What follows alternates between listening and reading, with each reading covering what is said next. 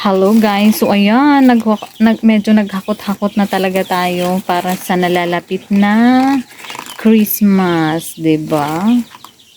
So ayun yung ating resibo kay wholesaler. So, ang worth ng napamili natin is 1,838. Tapos kahapon is 1,280. 2,280 yung babayadan natin. So, ito yung mga napamili natin. Pero, may mga nagmahal po. In fairness, may mga nagmahal. Nagmahal talaga. Nagmahal. Pero ganun ho talaga. Diba? So, ganun po talaga. So, ang napamili natin na worth 1,838 ngayon is etong dalawang beer brand na 90 grams. Medyo umaano tayo kasi wala yung mga batang ano ngayon. Pero tingnan natin kasi baka may mga bibili po ngayon. So, kumuha tayo ng dalawang Milo na 150. Pagpasensyahan po yung hindi liit ko. Kasi nalagari ko. Magaling ako maglagari. Kaya pati daliri nilalagari. Tapos tatlong biskuit, magkakaiba na rin po yung presyuhan nito. So mas mahal po ito. 63, 62 ang mga ito. Ewan ko kung nagmahal lang kay wholesaler o talagang nagmahal na kasi 'di ba sabi ko po sa inyo is sa bayan ako talagang kumukuha ng mga biscuits. So ito ding mga candies is nagmahal. Ito is 43 po ang puhunan.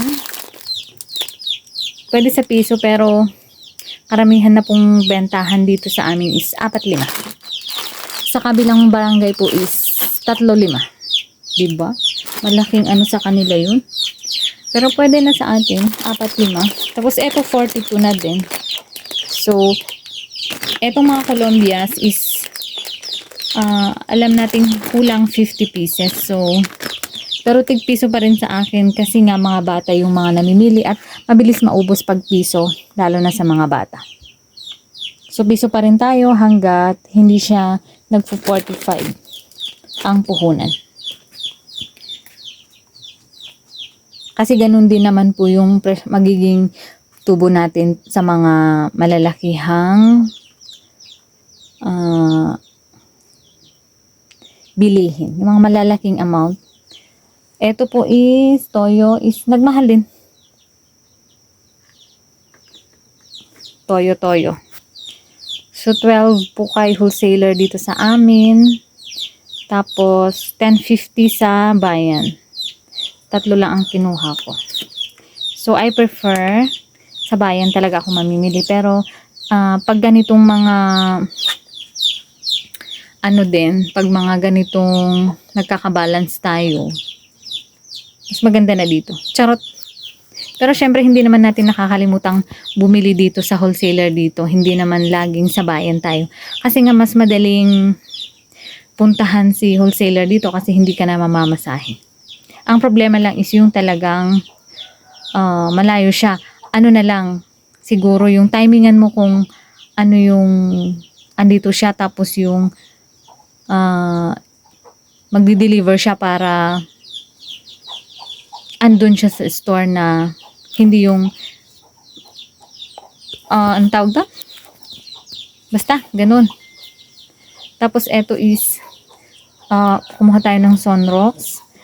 Mas mahal po siya ng piso dito sa wholesaler dito. Tapos, pero thank you pa rin tayo sa kanya kasi hindi naman tayo naging threat sa kanya. Ang pakiusap lang natin is yung mga is kailangan din palitan niya. Tapos, yung mga BO. BO na hindi naman natin napansin doon na expire pala. So, ito, nagmahal na din siya ng piso. 21 po ang puhunan. Pero ang bentahan na po namin dito is 25 pesos. Lahat na po dito sa amin. Kaya ginaya ko na sila. Charot. So 3 lang kasi may isa pa tayong crispy fry. Tapos, tingnan natin kung mabebenta yung mga tinapay kasi nga po, may mga nagtatanong naman, pag may binili ka is walang bumibili. Pero sana ngayon is may bibili. So, ang nabili nating tinapay, malalaking tinapay ngayon is 10 piraso. 10 mga daliri. 10 pirasong malalaking tinapay. Okay, tig 30 po ang bentahan. Tapos, ang pinakamahal sa lahat, ang Gatorade. Gatorade. Kumuha tayo nito kasi, ewan ko kung bakit nauubos si Yakult. Nauubos ba talaga o walang deliver ang Yakult? So, ito po ang ipapalit natin sa mga maraming kainan ngayon, kaya kailangan yung pag sumakit ang tiyan is eto ang iniinom po. So, Gatorade, pang sa mga dehydration. Tapos yung mga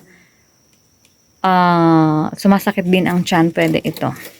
Tapos, eto lang guys, yung ating napamili. Isang case po pala ito ng Gatorade na ilang ml. Bakit wala? Basta ganun.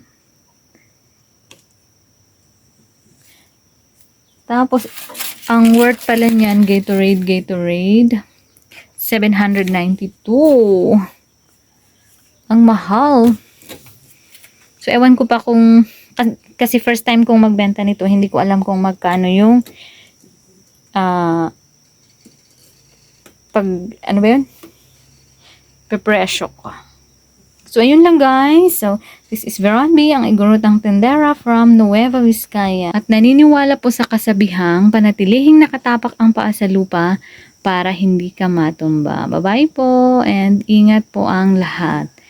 Shout out po pala sa mga YTE aspirants and happy anniversary po sa ating lahat. So, ayun po yung ating kitty. Hello there. Madami pa.